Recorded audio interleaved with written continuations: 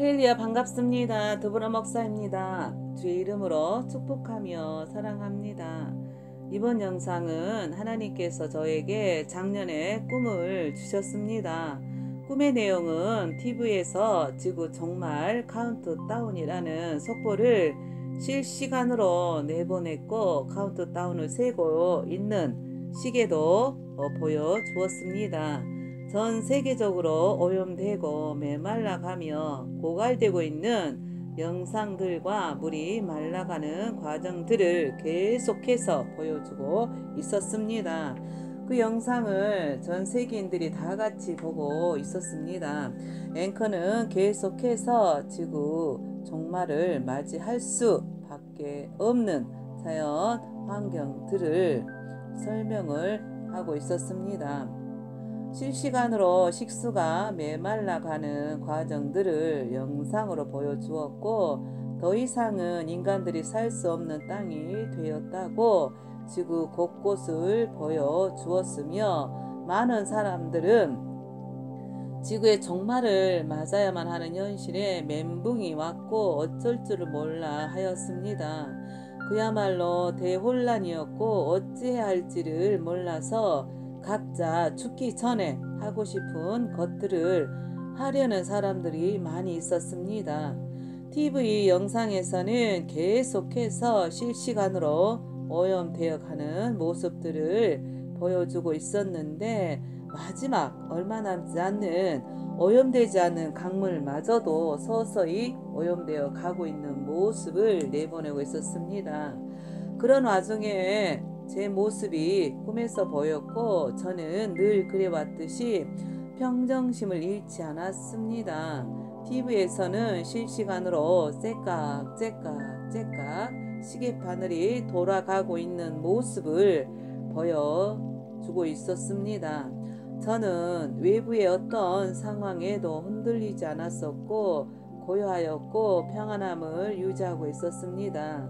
그리고 이웃에게 떡을 나누어 주었고 또 이 상황을 담담하게 받아들여 마지막으로 자기가 하고 싶었던 하이킹을 하고 있던 그 젊은이가 저에게 길을 묻자 상냥하게 알려주는 모습도 꿈에서 보였습니다. 그런데 어떻게 저렇게 평정심을 유지할 수 있는지 신기했을 정도로 외부 환경과는 상관없이 영향을 받지 않고 그 환경을 이기고 있던 제 모습이 보였습니다.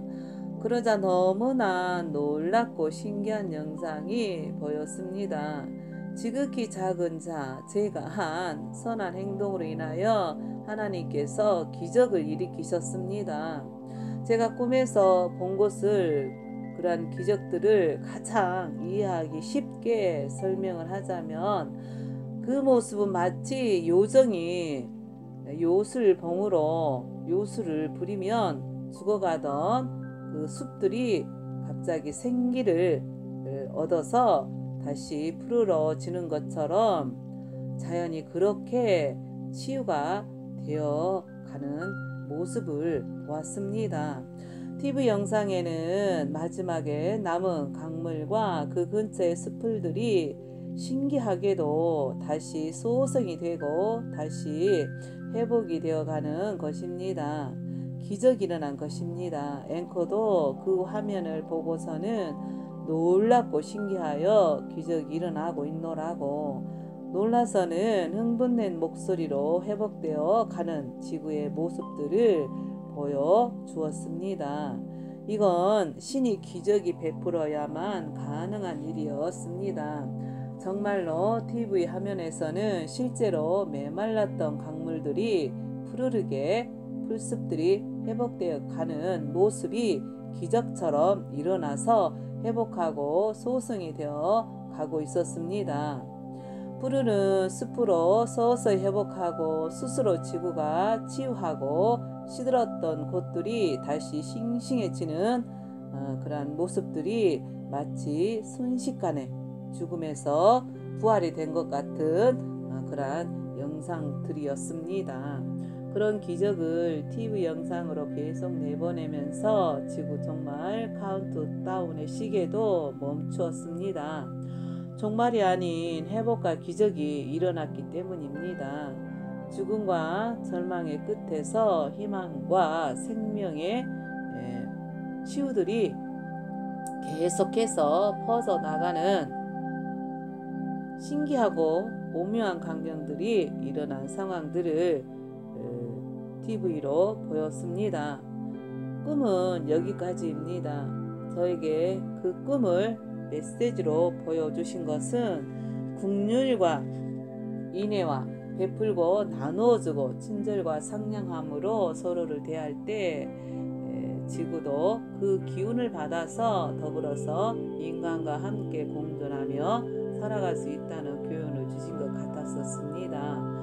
그러므로 호세아 6장 6절 나는 인애를 원하고 제사를 원치 아니하며 번제보다 하나님을 아는 것을 원하노라. 아멘. 더불어서 예수님께서도 마태복음 9장 13절에 너희는 가서 내가 긍휼을 원하고 제사를 원치 아니하노라 하신 뜻이 무엇인지 배우라.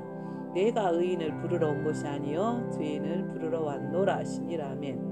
지구 종말을 멈추고 죽어가는 지구를 살리고 회복시키는 것은 바로 긍휼과 인애를 실천할 때 하나님께서 회복시켜 주셨고 소성시켜 주셨습니다. 지극히 작은 소자에게 한 것이 예수님께 한 것이라고 기록된 것처럼 지극히 작은 자 한 사람이라도 긍휼과 인애를 행할 때 하나님께서 회복시키셨습니다.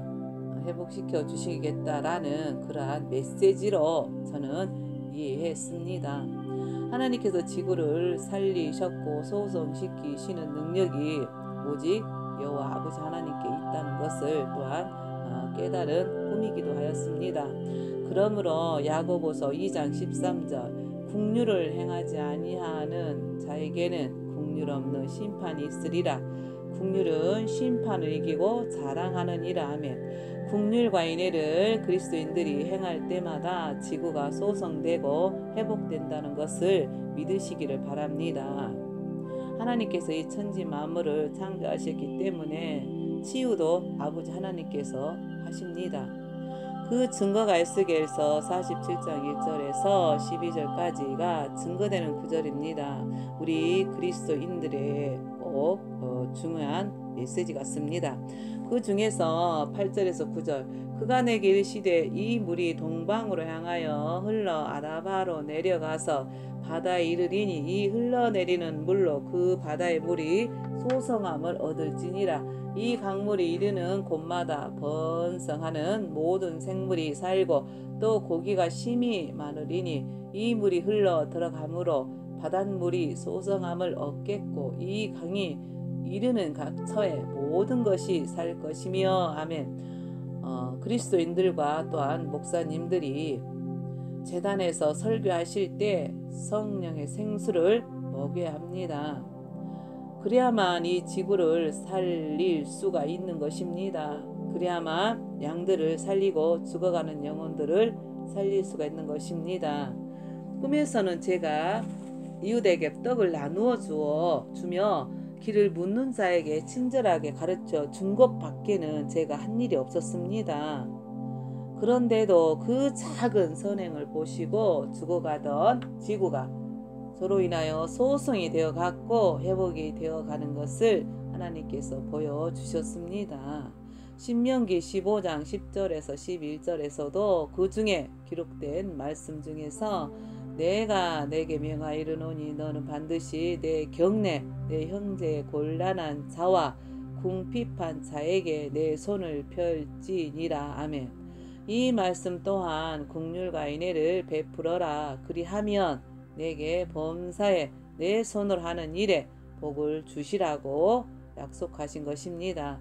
참 경건이란 고아와 과부를 돌봐주는 선행을 실천하는 자를 향해 경건한 자라고 하였습니다.